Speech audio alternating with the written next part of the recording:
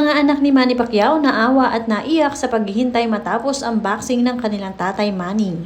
Talagang malaki ang isinakripisyo ni Pacquiao para mapaganda ang buhay ng kanyang mga anak, kaya naman ngayon ang mga ito ay tuwing lalaban ng kanilang tatay ay kinakabahan at syempre at pinagdarasal na sana ay walang seryosong mangyari sa kanilang tatay Manny tuwing ito ay lalaban. Panoorin at kung hindi pa nakasubscribe, don't forget to click subscribe and hit the notification bell to keep you updated.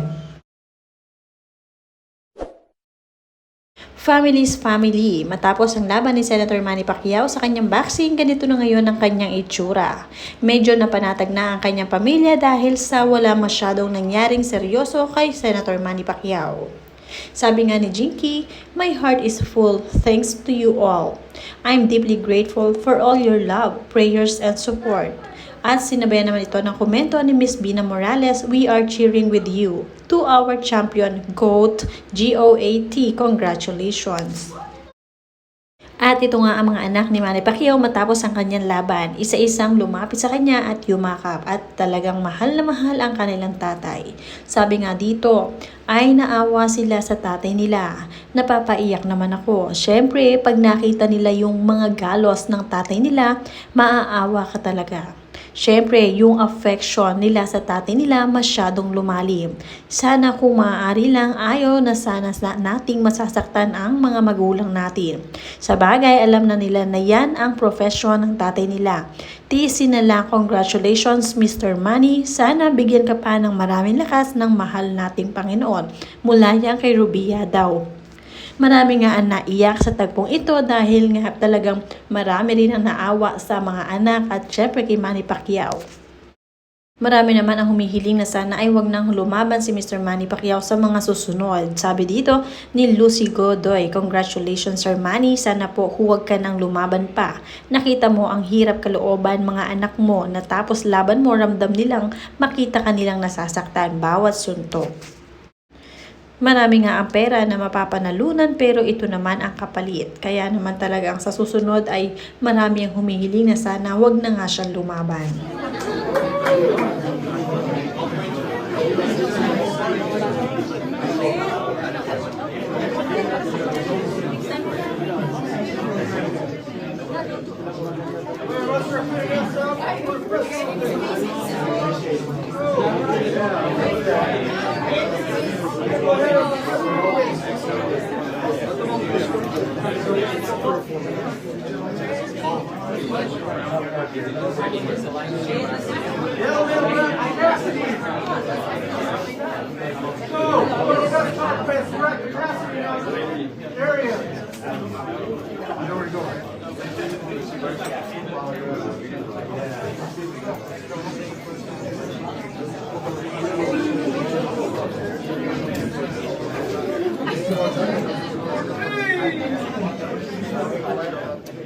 Marami naman ang naniniwala sa kakayahan ni Mr. Manny Pacquiao dahil talagang kitang-kita pa rin ang kanyang kalakasan at bilis. Wala pa rin kupas siya sa larangan ng boxing. Simula blow by blow pa siya, hindi pa siya professional noon. Hanggang ngayon, ang galing talaga niya. Mabuhay ka Manny Pacquiao. Nakaka-proud talaga pag ganyan. Ganyan din ang gusto kong mangyari ni Donaire noong kalaban niya si Inoue. Kaso Minales natalo at pinahiram na Inoue yung trophy para iuwi ni Donaire at ipakita sa mga anak niya. Manalo man o matalo, si Manny may perang mapupunta sa kanya. Sigurista at palaging business ang paglaban niya. Mula naman kay Jen Go, luto yan, lamang na score ending nag-draw. Height pa lang lamang na si Barrios, tapos si Manny 46 na. Sabi nga dito ni Meng Tiesoro, "Wag mo na kasing patunayan na kaya mo pa sa age mo na 46.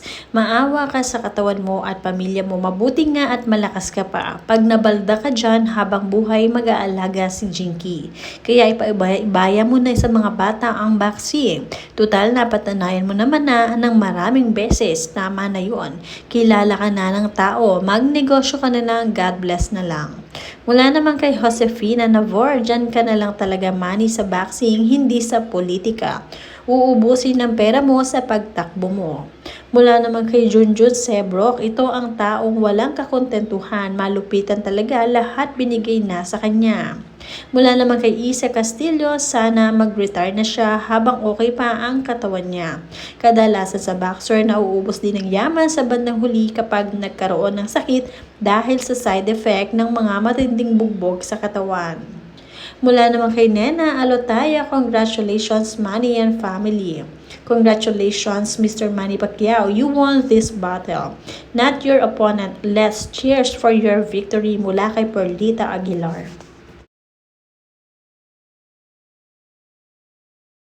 At ito naman ang anak ni Manny Pacquiao na si Emmanuel Pacquiao na mukhang susunod sa kanyang yapak dahil nga paunti-unti na ay nagte-training na rin ito.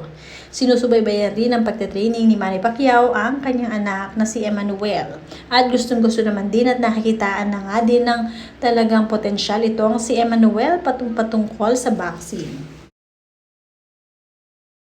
Palagi na rin naman kasama ni Emmanuel Pacquiao ang kanyang girlfriend, kaya naman may inspirasyon din siya sa pagbaboxing. Kaya naman tinutuloy-tuloy na rin nila ang pagte-training nito. Mula naman sa tagahanga ni Senator Manny Pacquiao, Rex Sonsoni, as long as you are safe, boss, enough is enough. Your fighting day is over. Judges and other boxing experts and kingpins are seeing your age as not good for the sport. Dadayain at dadayain ka na lang paulit-ulit. Mula naman kay Datuisa Datuidon, bakit marami inggit sa panalong pera ni Manny? Mag-boxing din kayo. Mula naman kay Mercy Flores, to God be the glory in your life, Senator Manny. God will always protect you and God grace and mercy. Mabuhay ka po.